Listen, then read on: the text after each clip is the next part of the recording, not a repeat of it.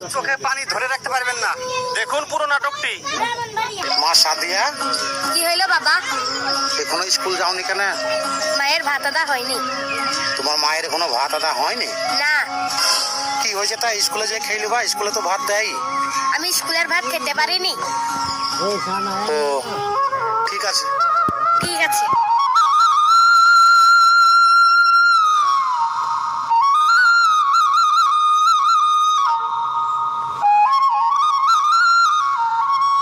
কি গো, এখনো পর্যন্ত তুমি রান্না বান্না করে মেয়েটাকে খাইয়ে দাই স্কুলে পাঠাইতে পারোনি?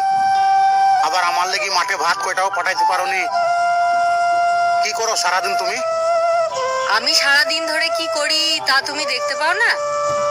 সারাদিন ধরে রান্না করা, বাসন মাজা, কাপড় কাচা, গরু বাছুর দেখা, ছেলে মেয়েগুলোকে খাবার খাইয়ে স্কুলে পাঠানো, সবই তো করতে হচ্ছে। আর তুমি বলছো যে আমি সারাদিন কি করি? আগে তুমি কি করো সেইটা বলো। সারাদিন তো মাঠ নিয়েই পড়ে থাকো। সংসারে কি লাগবে না লাগবে, ছেলেমেয়েরা কি খাবে না খাবে, কখনো খোঁজ নিয়েছো তুমি? তা নেবে কেন? ছেলে মেয়েদেরকে তো আর তুমি পেটে ধরোনি, পেটে তো সেই আমিই ধরেছি। তাই সব খোঁজ খবর আমাকেই নিতে হবে, তাই না? বাহ, এই কথাটা কিন্তু দারুণ বলেছ তুমি। ছেলে মেয়েকে তুমি পেটে ধরেছ, আমি তো আর ধরিনি। ঠিকই বলেছ, কিন্তু একটা কথা ভেবে দেখেছ?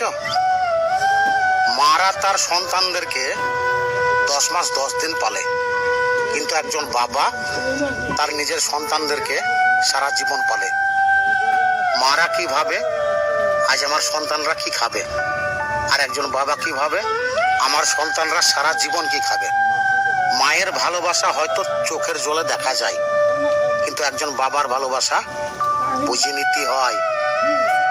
বাবা হইল সেই বট গাছের ছায়া, যে বট গাছ সারাদিন নিজের রোদে পুড়ি নিজের সন্তানদেরকে সারা জীবন শীতল ছায়া দিতে থাকে।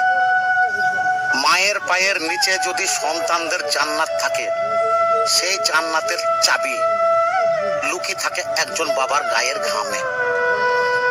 একজন মা 2 বেলা রান্না করে নিজেকে দাসী দাবি করে, কিন্তু একজন বাবা সারা জীবন পরিশ্রম করে, উপার্জন করে, নিজের শখ আহ্লাদ বিসর্জন দিয়ে নিজের সন্তানদের, নিজের পরিবারের শখ আহ্লাদ পূরণ করতে থাকে।